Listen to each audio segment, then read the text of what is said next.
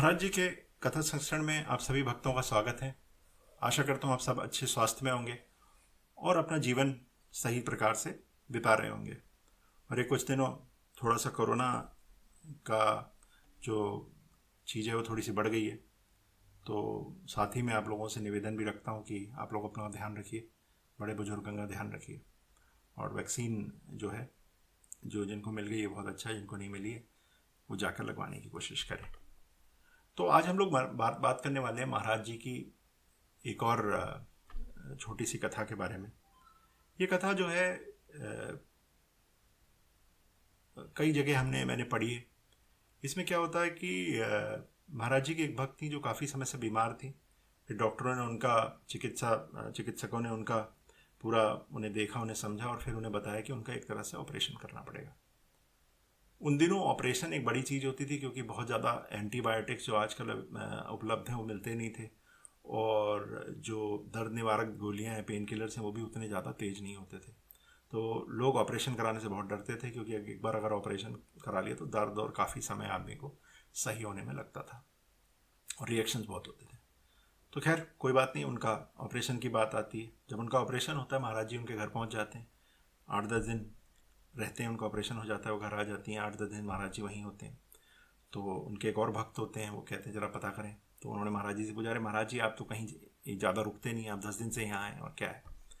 तो महाराज जी कहते हैं, ना तो मुझे खाने को दे रहा है, ना तो मुझे रहने को दे रहा है, तो ऐसा क्यों, तेरे को तकलीफ हो रही है, मैं यहाँ रह रहा हूँ, कोई बात नहीं। अब ये बात सुन के उनका भक्त झेप जाता है, महाराज जी से क्षमा मांग लेता है अपनी उत्सुकता के लिए।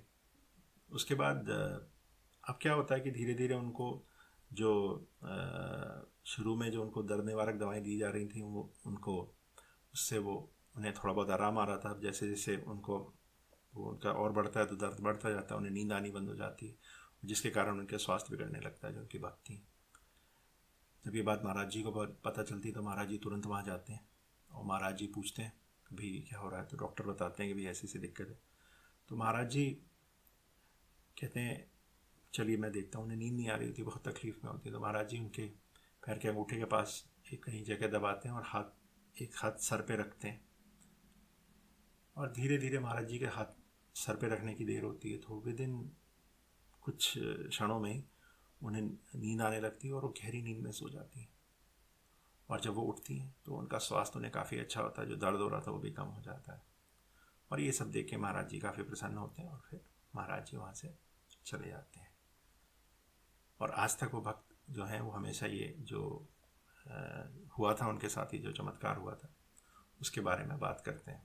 और डॉक्टर भी काफ़ी विस्मित थे कि कैसे आखिर ये चीज़ हुई, कैसे उन्हें आराम आ गया। तो इसी तरह से महाराज जी अपने भक्तों का मनोबल और उनके दर्द को महसूस करके उनका मनोबल बढ़ाते थे, दर्द सही कर देते थे। कैसे करते थे? तो महाराज जी के चमत्कार है। दूसरी बात मैं ये करना चाहूँगा कि जैसा कि अब कोरोना अपने आखिरी पड़ाव पर पहुँच गया है और काफ़ी इस समय हमारे देश में कोरोना फैल रहा है, तो दो चीज़ों से हम लोगों को बचना चाहिए। पहली चीज़ों से तो ये बचना चाहिए कि जहाँ अनावश्यक हो जाना वहाँ हम ना जाएं। भीड़ भाड़ के एरिया, मार्केट, बाज़ार, वहाँ हम ना जाएं। और जो हमारे बड़े बूढ़े हैं उनका भी हम ध्यान रखें। मैंने कई लोगों को देखा है जो कहते हैं मास्क मत लगाइए। मैं एक मूर्ख यूट्यूबर जो कि अपने आप को एक डॉक्टर कहते हैं, उनका मैं एक वीडियो देखा मैंने। वो कहते हैं जी हमारे लंग्स वीक हो रहे हैं जिससे कि मास्क लगाने से, और फिर कोरोना ज़्यादा आ जाता है। तो मैंने उनको पूछा कि किसी भी चीज़ की कसरत करने से उस चीज़ की क्षमता बढ़ती है कि कम होती है? उन्होंने इस बात का जवाब नहीं दिया। मास्क में कब हमें समस्या आ सकती है? जब हम किसी बहुत ही मोटे कपड़े का, जैसे मैं कुछ लोगों को देखता हूँ जीन्स के कपड़े का मास्क बना लेते हैं, तो कुछ लोग सोने का भी बना लें। तो उतने मास्क की ज़रूरत नहीं है। पतला कपड़ा लीजिए और उसको लगातार बदलिए। ऐसा कपड़ा नहीं होना चाहिए जिससे कि आपको सांस ही नहीं आए। मास्क लगाने से कोरोना नहीं होगा, मास्क ना लगाने से होगा।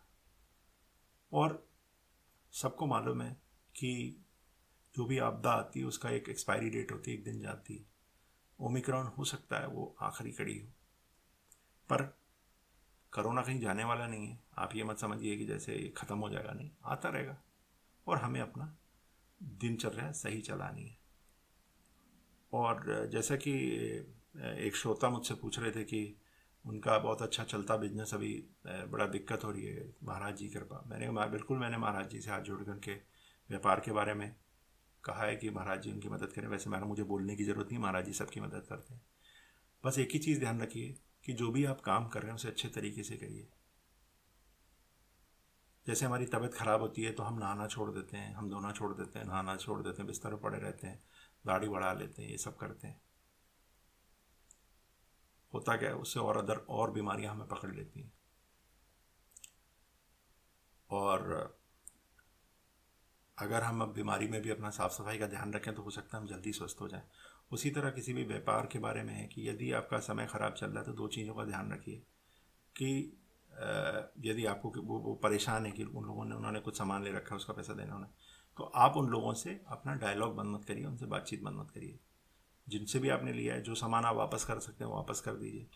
और जो नहीं कर सकते, जो अगर आपके ऊपर ज़्यादा दबाव बना रहे हैं, आपके अनुचित प्रयोग कर रहे हैं, तो आप पुलिस पे जाके भी अपनी कंप्लेंट कर सकते हैं कि ऐसा ये लोग मुझे कर रहे हैं। कोई इस देश का कोई कानून ऐसा नहीं है जो एक दो तरीके के डिफ़ॉल्टर होते हैं, विलफुल डिफ़ॉल्टर जो जानबूझ के धोखाधड़ी करते हैं, जो आज सबको मालूम है कि व्यापार धंधे ठप पड़े हैं।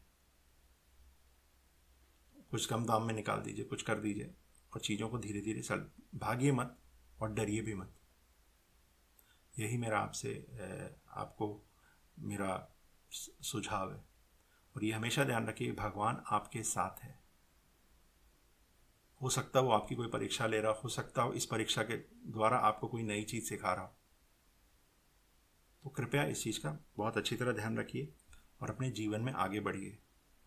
तो आज का कथा यहीं समाप्त करते हैं। धन्यवाद।